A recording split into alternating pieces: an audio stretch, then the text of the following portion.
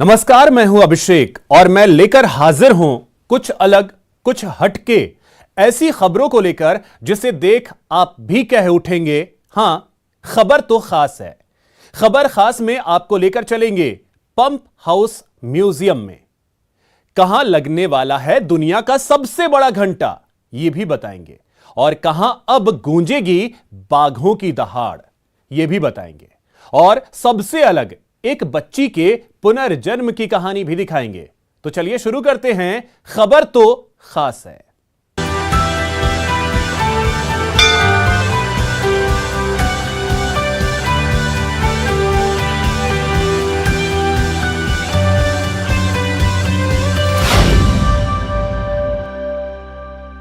खबर तो खास है में सबसे पहले आपको दिखाते हैं देश के पहले पंप म्यूजियम की कुछ तस्वीरें। जयपुर के इस म्यूजियम में भाप से चलने वाला देश का पहला इंजन मौजूद है। यह इंजन इंग्लैंड से लाया गया था। इसकी खासियत क्या है, इसका प्रयोग किसी काम में किया जाता था, रिपोर्ट देखिए और समझिए।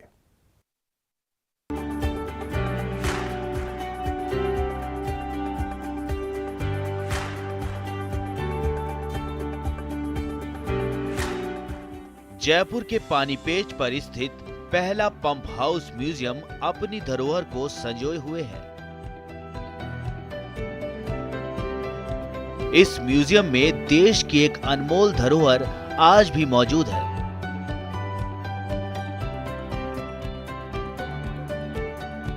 म्यूजियम में देश का पहला इंजन मौजूद है। ये इंजन कोयले से बनाई गई भाप से चलता था और इसी इंजन के जरिए पूरे जयपुर में पानी की सप्लाई की जाती थी। यह इंजन भले ही विशालकाय है, लेकिन इस इंजन में कोई वेल्डिंग नहीं है। इस इंजन के स्ट्रक्चर की मजबूती इतनी है कि कोई भी इसको हिला नहीं सकता। 130 साल पहले जब बिजली नहीं थी तब भी शहर में पानी सप्लाई होता था। कैसे होता था हम बताते हैं आज आपको देश के पहले पंप म्यूजियम में।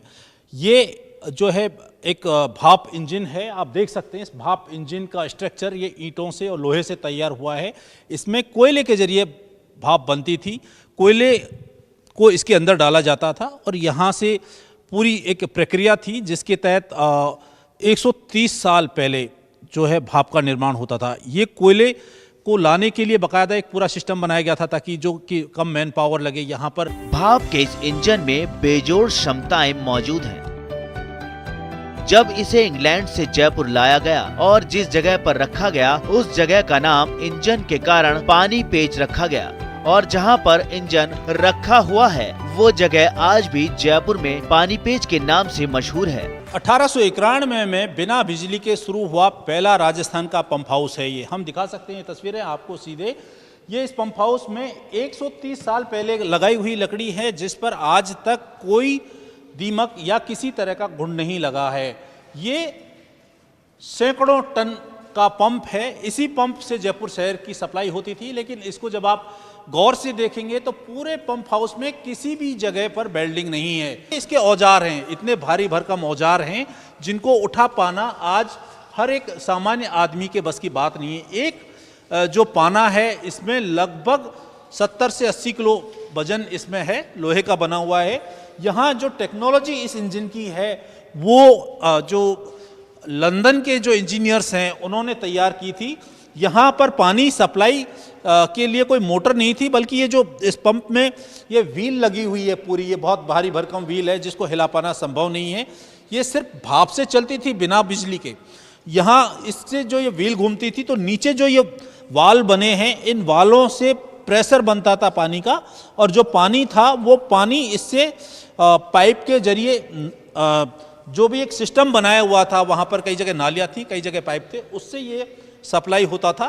ये भारी भरकम व्हील के बाद इसमें वाल्व बनाए गए हैं। इसको प्रेशराइज करने के लिए, इस वाल्व को दबाने के लिए पूरा एक मैकेनिज्म है। ये बिना बिजली के चलता था, ये सिर्फ भाप से चलता था।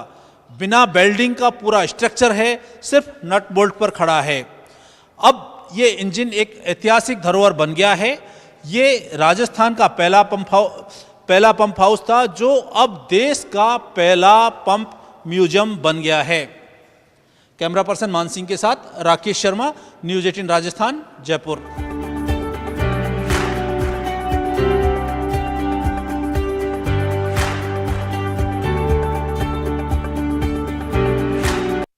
और अब बात कोटा की, जहां चंबल रिवर फ्रंट पर बनेगा विश्व का 8वां अजूबा। जी हां, कोटा में लगेगा दुनिया का सबसे बड़ा घंटा। ऐसा वैसा नहीं, 57,000 किलो वजन वाला, जिसकी आवाज 8 किलोमीटर दूर तक सुनाई देगी। चंबल रिवर फ्रंट पर बनेगा विश्व का 8वां अजूबा।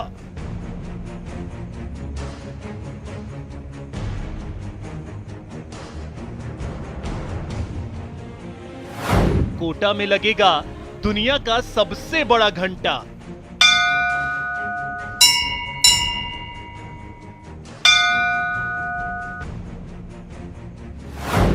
कोचिंग सिटी को देगा नई पहचान।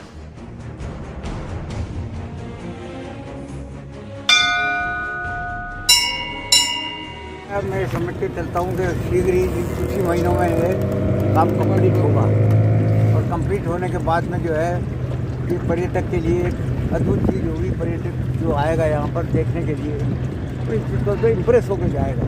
मैं मान के चलता हूँ पर्यटक तो सबसे ज़्यादा रोजगार देने वाली इंडस्ट्री है।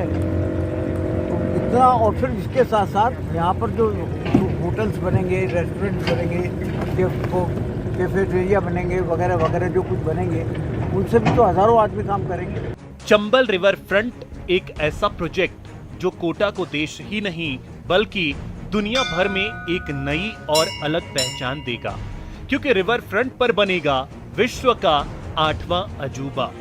जी हां, दुनिया का सबसे बड़ा घंटा, जिसका वजन करीब 57,000 किलो होगा।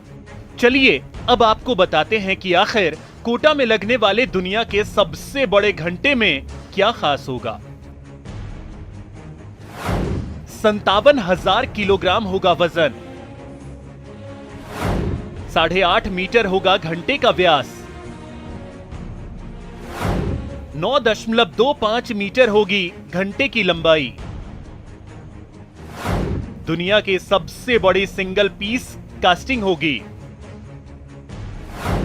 घंटे का रंग गोल्डन होगा। कलर भी खास तरीके से किया गया है तैयार। ये रंग 15 साल तक ऐसा ही रहेगा। 8 किलोमीटर दूर तक सुनाई देगी आवाज। 70 फीट ऊंचे स्टैंड पर लटकाया जाएगा। बैल जो है गिनीज बुक के 3 रिकॉर्ड्स को तोड़ेगी। पहला, ये दुनिया की सबसे बड़ी सिंगल पीस कास्टिंग है। इस घंटे के निर्माण के बाद Guinness book of world record में अप्लाई किया जाएगा। दुनिया की सबसे भारी सिंगल पीस कास्टिंग, विश्व का सबसे बड़ा घंटा और विश्व की पहली ज्वाइंट लिस्ट चेन। ये दुनिया की सबसे बड़ी बैल है। और तीसरा, इसके अंदर जो चेन बन रही है वो जॉइंटलेस चेन है, जो कि जनरली आज से कई बार मैंने देखा है 4-5 हज़ार साल पुराने मंदिरों में पत्थर की और इस टाइप की चेन्स दिखती हैं जो जॉइंटलेस होती हैं। मेटल में आज तक कहीं भी देखने को नहीं मिली, वो इसी के लिए डिजाइन की है। फिलहाल विश्व के 2 बड़े घंटों में से एक चीन और दूसरी मॉस्को में है। ये दोनों घंटे अलग अलग टुकड़ों में बटे हैं। इसको बाद में जोड़ा गया। चीन में घंटे को टांगते हुए एक टुकड़ा टूट गया था, आज तक वो वैसे ही है।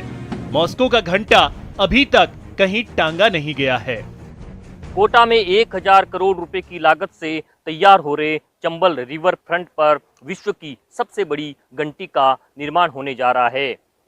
तस्वीरों में आप देख सकते हैं, इस स्थान पर 57,000 किलो वजन वाली घंटी का निर्माण होने जा रहा है। ये घंटी विश्व की सबसे बड़ी घंटी कही जा रही है। इस घंटी की आवाज़ करीब 8 किलोमीटर तक सुनाई देगी। साथ ही इस तरह की ये बेमिसाल घंटी है कि करीब 15 वर्ष तक इस घंटी का कलर सेम रहेगा। इतना ही नहीं, इस घंटी को बजने के बाद 8 किलोमीटर तक इसकी ध्वनि तरंग रहने के साथ साथ इस घंटी को देखने के लिए देश ही नहीं बल्कि विदेशों के तक के लोग आएंगे। कहा जा रहा है कि इस घंटी की विशेषता अपने आप में निराली है और देश विदेश में इसकी अलग पहचान बनेगी। कोटा से न्यूज़ 18 राजस्थान के लिए ओम प्रकाश मारू। बूंदी का रामगढ़ विषधारी वन्यजीव अभयारण्य प्रदेश का चौथा टाइगर रिजर्व होगा। यह सवाई माधोपुर के रणथंभौर टाइगर रिजर्व, कोटा में मुकुंदरा हिल्स टाइगर रिजर्व और अलवर में सरिस्का टाइगर रिजर्व से बड़ा होगा। 2 दशकों से वीरान पड़ा रामगढ़ विषधारी अभयारण्य फिर से आबाद होने जा रहा है। देखिए एक रिपोर्ट। रामगढ़ विषधारी वन्यजीव अभयारण्य में गूंजेगी बाघों की दहाड़।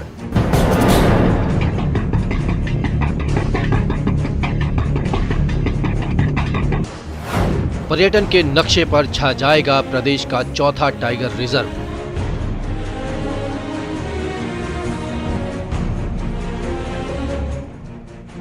प्रसिद्ध जंगल बुक के लेखक, नोबेल पुरस्कार विजेता रुडयार्ड किपलिंग की पसंदीदा जगहों में से एक रही है बूंदी। यहाँ ऐसा कुछ है जो परदेशियों को दीवाना बना दे। अरावली पर्वत श्रृंखला के बीच मेज नदी जंगली जानवरों की जीवन रेखा है। इसके पास 307 वर्ग किलोमीटर तक फैले घने जंगल में है टाइगर मैटरनिटी होम यानी बाघ जच्चा घर।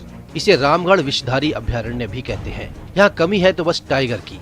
अगर यह टाइगर मिल जाए तो ये सवाई माधोपुर की तरह विश्व पर्यटन के नक्शे पर छा सकता है। सवाई माधोपुर में टाइगर की वजह से सालाना 3000 करोड़ रुपए की टूरिज्म इंडस्ट्री खड़ी हो चुकी है। नैसर्गिक सौंदर्य के मामले में बूंदी उससे कहीं ज्यादा समृद्ध है। हाल ही में रामगढ़ टाइगर रिजर्व को केंद्र से प्रदेश के चौथे टाइगर रिजर्व की मंजूरी मिल चुकी है। सब कुछ ठीक ठाक रहा तो इस साल यहाँ 2 बाघिन और 1 बाघ छोड़े जा सकते हैं। रणथंभौर का एक टाइगर यहाँ पहले से ही घूम रहा है। बफर क्षेत्र निर्धारण के लिए राज्य सरकार के द्वारा एक्सपर्ट कमेटी बनाई गई थी और इस कमेटी के जो अध्यक्ष हैं वो हमारे मुख्य वन्यजीव प्रतिपालक श्री अरिंदम तोमर जी हैं और मेंबर सेक्रेटरी जो है डीएफओ वाइल्ड लाइफ कोटा मैं हूँ। और इस कमेटी ने पूरे क्षेत्र का दौरा किया, बहुत सारी बैठकें की और इनके आधार पर उन्होंने इस कमेटी ने एक ड्राफ्ट नोटिफिकेशन तैयार किया है। ये ड्राफ्ट नोटिफिकेशन राज्य सरकार को सबमिट किया जा चुका है और उसके आगे की कार्रवाई जो है राज्य सरकार के द्वारा की जा रही है। ये तो अब डिपेंड करेगा कि राज्य सरकार अपना नोटिफिकेशन जारी होती है, उसके बाद फिर एनटीसी की सहमति आती है, उसके बाद ये पूरी प्रक्रिया की जाएगी। सवाई माधोपुर से तुलना करें तो यहाँ सिर्फ टाइगर रिजर्व है, वहीं बूंदी के पास रिच हेरिटेज, 27% जंगल, खूबसूरत वेटलैंड, रॉक पेंटिंग से लेकर मानव सभ्यता के हर कालखंड के सबूत मौजूद हैं। रामगढ़ कुछ दशक पहले तक बाघों का मैटरनिटी होम कहलाता था, यानी बाघों का जच्चा घर। 90 के दशक तक यहाँ 14 बाघ बाघिन थे, लेकिन वो धीरे धीरे खत्म हो गए। वाइल्ड लाइफ सफारी के लिए बूंदी से बेहतरीन स्पॉट प्रदेश में नहीं है। यहाँ एक और समृद्ध हेरिटेज, किले, कलात्मक कुंड बावड़ियां हैं, तो दूसरी ओर बूंदी चित्रशैली, रॉक पेंटिंग्स, घड़ियाल सेंचुरी आपका स्वागत करती है। साथ ही खूबसूरत वेटलैंड्स पर देशी विदेशी परिंदों की हजारों प्रजातियां यहाँ आती हैं। झील, झरने, जंगल, पाषाण काल से लेकर आधुनिक मानव सभ्यता की यहाँ कई निशानियां हैं। खास है रामगढ़। रामगढ़ को 20 मई 1982 में सेंचुरी घोषित किया गया था। 2019 में टाइगर रिजर्व घोषित किया गया। बफर एरिया के हिसाब से ये प्रदेश का सबसे बड़ा टाइगर रिजर्व है। मेज नदी जंगली जानवरों की लाइफलाइन है। यहाँ धोक, काकोड़, खेर, रोज, खेजड़ी, बांस और तेंदू के पेड़ हैं। यहाँ टाइगर, पैंथर, नीलगाय, सियार, हिरण समेत कई जंगली जानवर हैं। रणथंभौर टाइगर रिजर्व में बाघों की बढ़ती आबादी और टेरिटरी को लेकर उनमें बढ़ते जानलेवा संघर्ष ने सरकार का ध्यान रामगढ़ सेंचुरी की तरफ खींचा। पिछले साल सीएम अशोक गहलोत ने बूंदी में रामगढ़ विषधारी सेंचुरी को टाइगर रिजर्व बनाने की घोषणा की। फिर इसे राष्ट्रीय बाघ प्राधिकरण ने सैद्धांतिक सहमति दे दी। प्रस्तावित रामगढ़ टाइगर रिजर्व है, उसमें कोई भी वन्य जीव को लाएंगे, चाहे वो हर्बीवोर्स हो चाहे वो टाइगर हो, उसको पहले सॉफ्ट रिलीज के लिए एक एनक्लोजर में रखा जाएगा और उसी एनक्लोजर का निर्माण हमारे रामगढ़ जो महल है उसके आसपास ही हम बना रहे हैं। 5 हेक्टेयर के क्षेत्र में ये एनक्लोजर बनाया जा रहा है और इसकी टेंडर की प्रक्रिया जो है बिल्कुल चल रही है और इसका कार्य जो है शीघ्र पूर्ण कर लिया जाएगा। टाइगर शिफ्टिंग का तो जब तक NTCA का परमिशन आता है तभी हो पाएगा, और वो भी जब इसकी नोटिफिकेशन की प्रक्रिया पूर्ण हो जाती है, NTCA का सहमति होता है, उसके बाद टाइगर रिलीज किया जा सकता है। बाकी जो हर्बीवोर्स का काम है, प्रे ऑगमेंटेशन का काम है, वो काम जो है हम लोग जारी रखेंगे। रामगढ़ टाइगर रिजर्व की डिटेल स्टडी की गई। यहाँ का कोर बफर जोन तय करने और नोटिफिकेशन ड्राफ्ट तैयार करने के लिए कमेटी बनी। कमेटी ने हाल ही में टाइगर रिजर्व का कोर और बफर एरिया तय किया। 500 वर्ग किलोमीटर में कोर और 1100 वर्ग किलोमीटर में बफर जोन तय किया गया। इसमें बूंदी का वो वन क्षेत्र जो रणथंभौर टाइगर रिजर्व के बफर एरिया में आता था, उसे भी रामगढ़ टाइगर रिजर्व में मिला दिया गया है। ऐसा है Ramgarh tiger reserve. Ramgarh tiger reserve में 70 से ज्यादा वन खंड हैं। इनमें भीलवाड़ा जिले के बांका, जलंधरी, भोपतपुरा वन खंड शामिल है। चंबल घड़ियाल अभयारण्य को भी इसमें शामिल किया गया है। रणथंभौर और मुकुंदरा टाइगर रिजर्व से इसकी सीधी कनेक्टिविटी है।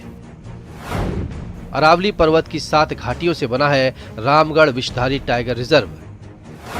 यहाँ जहरीले सांपों की कई प्रजातियां हैं। टाइगर रिजर्व में 10 किलोमीटर लंबी मेज नदी है। यहाँ दर्जनों छोटे मोटे 12 नदी नाले हैं। बहुत बड़ा एरिया होगा, देखा जाए तो टाइगर रिजर्व के हिसाब से रणथंभौर से भी बड़ा होगा, इवन मुकुंदरा के एरिया से भी बड़ा होगा, तो बहुत ही लंबा क्षेत्रफल होगा, जिससे कि पूरी कनेक्टिविटी इंश्योर होगी। अगर हम रणथंभौर से लेकर देखें तो रणथंभौर से इंदरगढ़ कनेक्टेड होते हुए ये पूरा मुकुंदरा तक कनेक्टिविटी इंश्योर हो जाएगी। सब कुछ प्लान के मुताबिक हुआ तो जल्द ही 2 दशकों से वीरान पड़े अभयारण्य में फिर से बाघों की दहाड़ गूंजेगी। इसमें दुनिया भर के पर्यटकों को यहाँ खींच लाने की भरपूर संभावनाएं हैं। साथ ही सैकड़ों लोगों को यहाँ रोजगार भी मिलेगा। बूंदी से चैन सिंह तंवर की रिपोर्ट।